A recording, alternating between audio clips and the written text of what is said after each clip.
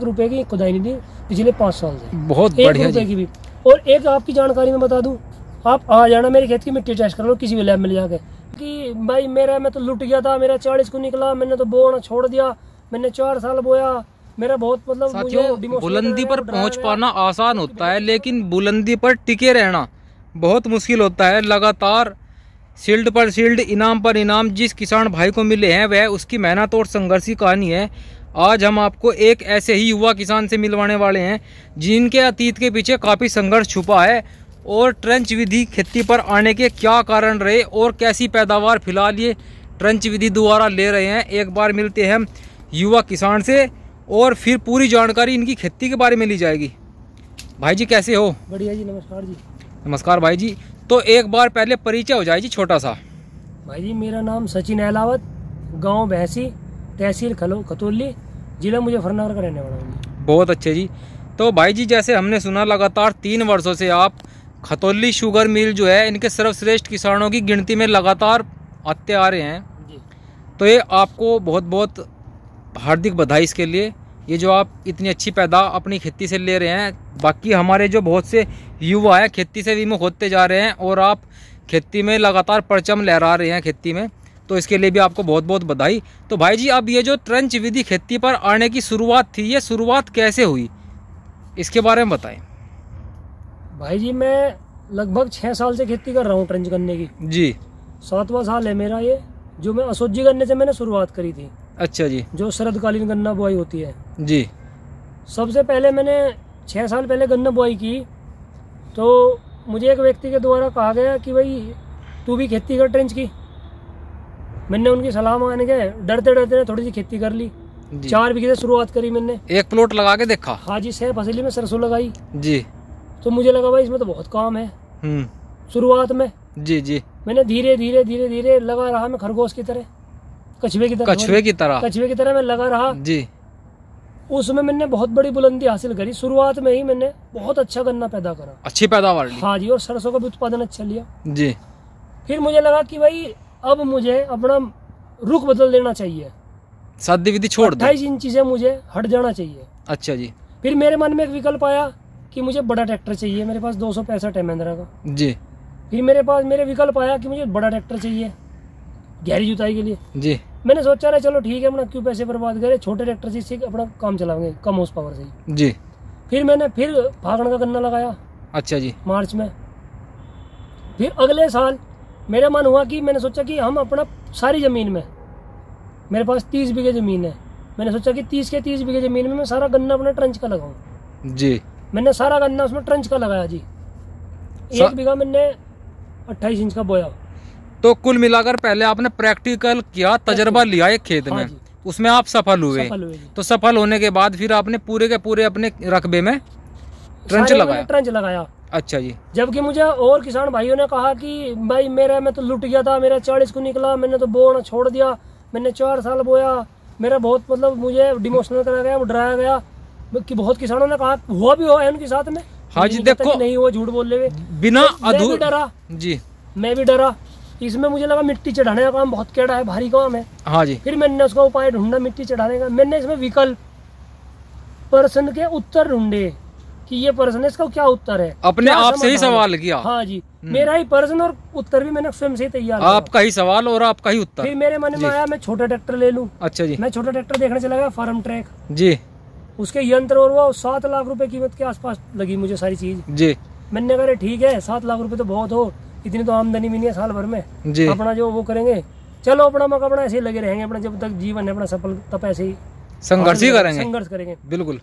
मैंने फिर एक मेरे पास झुट्टा है, मैंने एक हड़ बनवाया। हड़ तो मेरे पास है नेक का। अच्छा जी। उसमें मैंने एक परा बनवाया एक साइड का जी। उससे मैंने मिट्टी चढ़ानी चालू करी। फिर मेरा फावड़े का वर्क कम हो गया। अच्छा। तो आपने वो हड़ बनवाया वो झुट्टे का कैसा जी? झुट्टे का हड़ है जी। हड़ तो सादे होते हैं झुट्टे वाले, उसे एक साइड वाला बनवाया। उसमें एक साइड का परा बनवाया। अच्छा जी। एक मिस्त्री को पकड़ के मैंने उन्हें समझाया कि भैया ऐसे ऐसे करना है, उन्होंने बना दिया। उन्होंने कहा सफलता आपके हाथ में, मैं बना के दे दूंगा जी। मैंने ला के उसको चलाया तो मुझे उसमें अपार सफलता मिलेगी। उसने अच्छी मिट्टी पहुंचाई वहां तक, जड़ों तक? बहुत बढ़िया। अच्छा जी। वो मेरा आधा काम कर दिया वर्क जी जी। झुट्टे के हड़ से मेरा आधा काम हो जाए। फिर मैं क्या काम करूँ, बीच में कल्टीवेटर निकाल के फिर और फिर फावड़े से मिट्टी लगा दूं तो मेरी गुल बहुत बढ़िया बन जावे। पहले मुझे 4 बीघे में ये लगाओ कि मुझे 1 बीघे में 3 आदमी लगाने पड़े थे मिट्टी के लिए। अच्छा जी। तो 12 आदमी चाहिए थे मुझे जी। तो 12 के हिसाब से लगा लो आप, आज के हिसाब से 4800 रुपये मजदूरी होगी। अब मुझे 4 बीघे में 6 आदमी चाहिए। 4 बीघे में 6 आदमी चाहिए जी। अच्छा जी। यानी कि 100 आदमी मेरा काम कर रहा। बिल्कुल। अब हम 6 आदमी 4 बीघे में आराम से मिट्टी चढ़ा दें। बहुत बढ़िया। 6 चौक 24 और उसमें बैठ रहे मेरे वो 12 चौक 4800 रुपये उसमें बैठे। मेरा आधा वर्क हो गया, लेबर वर्क मेरा कम हो गया और काम ज़्यादा हो गया। फिर मैंने एक बात और सोची, मैंने सोचा कि भाई मिट्टी फावड़े से चढ़े। मैं शाहपुर गया, शाहपुर से मैं इकट्ठे 8 फावड़े लाया। अच्छा जी। 6 मजदूर के, एक अपना नौकर के लिए। बहुत बढ़िया भाई। मान लो हम 2 हैं मजदूर, फावड़ा छोटा लेगा तो मिट्टी नहीं चढ़ती बढ़िया जी। मैं बहुत बढ़िया फावड़े बनवा के लाया, चांद सितारा वाले हैं वहाँ, बहुत नामी है वे जी। मैंने उन्हें बताया जी मुझे मिट्टी चढ़ाने के फावड़ा चाहिए, ना बड़ा ना छोटा, ना जोर पड़ता, चाहे साहब 15 साल के बालक पे चलवा लो, चाहे 16 साल के बालक पे चलवा लो, ढाल चले बढ़िया, बहुत बढ़िया। जो मजदूर से पकड़ ले छोड़ता नहीं। अच्छा जी। बहुत बढ़िया काम रहा। अच्छा, उत्पादन की बात करूं मैं आपसे, ये असोज का गन्ना है हमारा जी। ये सह फसली में सरसों थी पिछले साल, और इसकी बुआई लेट हुई बारिश की वजह से। ये 20 अक्टूबर की बुआई है। अच्छा जी। और मैंने इसमें सह फसली में सरसों बोई। सरसों बोता हूँ मैं एडवांटा की ADV 414। अच्छा जी। मुझे इससे अलावा किसी सरसों में विश्वास। मैं इसमें एडवांटा 414 बोई, मैंने इसमें 10 कुंटल 55 किलो सरसों ली। बहुत बढ़िया जी। आपका खतौली शुगर मिल है, तो शुगर मिल की तरफ से आपको क्या सहायता, क्या सपोर्ट है जी? देखो जी, सबसे बड़ा आशीर्वाद तो परमात्मा का है, परमात्मा के बिना तो कुछ नहीं होता। बिल्कुल जी। जो खतौली शुगर मिल है हमारा, इसके अधिकारीगण है, जो महाप्रबंधक महोदय हैं, प्रबंधक महोदय हैं और डेवलपमेंट विभाग है, वो सभी मुझे बहुत अच्छे से वो करते हैं, व्यवहार कुशल है और मेरा सहायता करते हैं। समय समय पे मुझे गाइड करते हैं कि अब ये करना चाहिए, ये करना चाहिए। मैनेजमेंट बहुत अच्छा है हमारे खतौली शुगर त्रिवेणी मिल का। उन्होंने मुझे लगातार 3 साल से मुझे अग्रिम किसानों में रखा हुआ है, पंक्ति में हूँ मैं जी। पिछले वर्ष मुझे गन्ना उपायुक्त श्री ओम प्रकाश जी ने सहारनपुर मुझे अपने कर कमलों से शील्ड दे के, और एक किट थी हमारे किसानों के लिए 7-8 हज़ार रुपये का सामान था, वो पुरस्कार के रूप में उस किट में सम्मानित करा। उस किट में क्या था? उस किट में थे जी हमारे लिए वॉल्यूम फ्लेक्सी थी, माइक्रो न्यूट्रेंट थे, और सल्फर था, ट्राइकोडर्मा था, माइक्रो राजा था, एजोबैक्टर था, बहुत सारी चीज थी। बहुत अच्छे जी। तो भाई जी, जैसे इस वर्ष काफी क्षेत्रों में देखा गया है टॉप बोरर की, पोक्का बोइंग की भरमार है इस वैरायटी में। 0238 जो खेत खड़ा है, ये खेत भी 0238 का ही है, लेकिन आपके यहाँ पर किसी भी प्रकार का कोई रोग नहीं है। उसके लिए आपने क्या प्रबंधन किया दवाई का? बड़े भैया, जैसे सब किसान करते हैं, मेरे किसान भाई जैसे करते हैं, मैं सेम वही पद्धति अपनाता हूँ। हम बहुत से किसान मेरे गाँव के कहते हैं कि सचिन तो बहुत लागत लगाता है, नू करता है, वो ठीक है। देखो, आपको एक अच्छी पैदावार लेने के लिए अच्छी लागत तो लगानी पड़ेगी, लेकिन अच्छी लागत में 2 बात होती है, अधिक लागत और अच्छी लागत। अधिक लागत क्या होती है? आप कुछ भी डाल दो, खाक भला जो दे रहे किसान भाई क्या करते हैं, बुआई पे फटेरा ये वो करते हैं। मैं तो सिद्धांत के अनुसार चलता हूँ, टेक्निकल, बिल्कुल बिल्कुल खेती वैज्ञानिक पद्धति के अनुसार जी।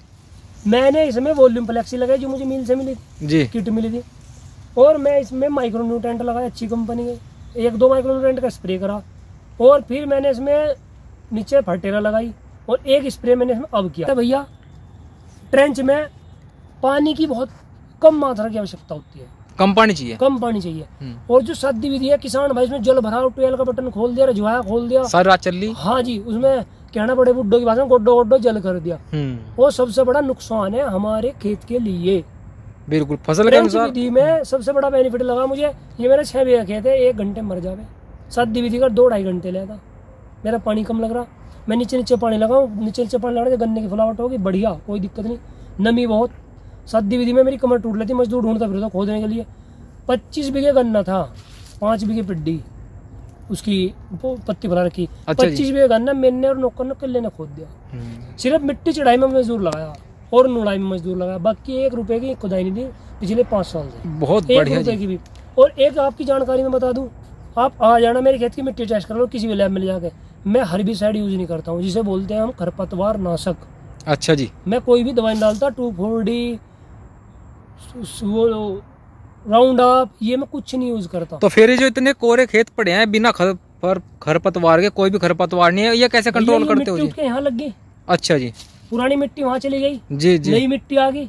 नई मिट्टी में खरपतवार होने की नहीं। जी जी, जब 1 फुट मिट्टी उठ के यहाँ चली गई तो नई मिट्टी में कहाँ से होगी? आप भट्टे की मिट्टी में देखो, भट्टे की मिट्टी में कभी घास होता है जहाँ भट्टे की मिट्टी उठती है? बहुत कम होता तो नहीं, वो तो 3-4 फुट उठाते हैं। दूसरी बात, अब मैं क्या काम करूंगा, अब मैं आप देख रहे हैं इसमें ये खाली जगह पड़ी, हाँ जी, अब मैं इसमें झोटा जोड़ूंगा, कल्टीवेटर काट दूंगा बहुत बढ़िया इसमें अगले महीने जी। और जो ये घास देख रहे हैं आप, क्योंकि अंदर की साइड तो घास होता नहीं इसमें, बाहर की साइड होता है। फिर क्या काम करूंगा, मेरे पास एक लड़का है झारखंड का, हाँ जी, उससे फावड़े से सारे खुरचवा दूंगा। वो 6 बीघे खेत को 6 दिन में खुरच देगा सारे को, सारा साफ। सर्दियों में घास होता है, फिर छुलाई लग जाएगी, मार फिर साफ सुथरा पड़ा रहेगा।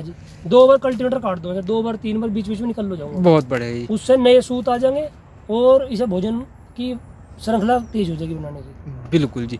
तो भाई जी मैंने आपके सारे खेत घूम फिर के देख लिए, कोई भी खेत मुझे हल्का नहीं दिखाई दिया, सारे खेत एक से बढ़कर एक हैं। और भाई जी एक चीज देखी मैंने, नोटिस करी, जो मैं सारे खेतों पे आपके चक पे घूमा जी, कोई भी पेड़ मुझे खेत में दिखाई नहीं दिया। हाँ जी। तो हमारे किसान भाई क्या करते हैं, सोचते हैं गन्ने की फसल भी होगी और पेड़ भी होंगे, डोलों पे अपने पेड्डे लगाते हैं। तो उसके बारे में क्या विचार है? भाई जी देखो, अगर आपको पेड़ लगाने तो पेड़ लगा लो एक खेत में। मेरे पास 2 पेड़ है पॉपुलर के, वो भी छाई के लिए। मैंने बाकी अमरूद और जामुन लगा रखी खाने के लिए अपने। बाकी मैं इसके पक्ष में नहीं हूँ, अगर आप पेड़ लगाने के बाद आप 2 साल खेती ले सको। ये जो पॉपुलर का पेड़ है ना, सबसे ज्यादा नुकसान पहुंचाता है खेत को। बिल्कुल, जो जितने भी सफेद सुंडा और ये सुंडी इसके पत्ते की वजह से आ रही है हमारे पास। वरना अब से 6 साल पहले भी मैंने इतनी दवाई और ये कभी नहीं करनी पड़ती थी। एक बार कोरोजन लगाई, सुंडी गायब, और सुंडी इतनी पक्की हो चुकी, पता नहीं कौन सा घी खा लिया उसने, मरती नहीं। इस बार एक बार सब टेक्निकल फेल हो गए, सारे टेक्निकल से सुटेबल हो गए। हाँ जी, बिल्कुल सब फेल हो गए। फिर तो मैंने क्लोरो एंटीनिलिप्रोल होता है CTPR जी, मैंने फिर उसमें टेट्रा लगाया, जब जाके वो मरी। अच्छा जी, हाँ जी। तो भाइयों ये थे हमारे किसान भाई, युवा किसान है, खेती पर एक से एक आयाम खड़े करते जा रहे हैं, काफ़ी बुलंदी छूते जा रहे हैं खेती पर, और बहुत ही शानदार फसल है इनकी। कोई भी किसी प्रकार का खेत, एक भी खेत इनका कमज़ोर नहीं है। तो भाइयों वीडियो कैसी लगी आप कमेंट करके ज़रूर बताएं, भाई की मेहनत कैसे लगी ये भी कमेंट करके बताएं, और हमारे चैनल को सब्सक्राइब करें और हमारे फेसबुक पेज को फॉलो करें। वीडियो देखने के लिए धन्यवाद।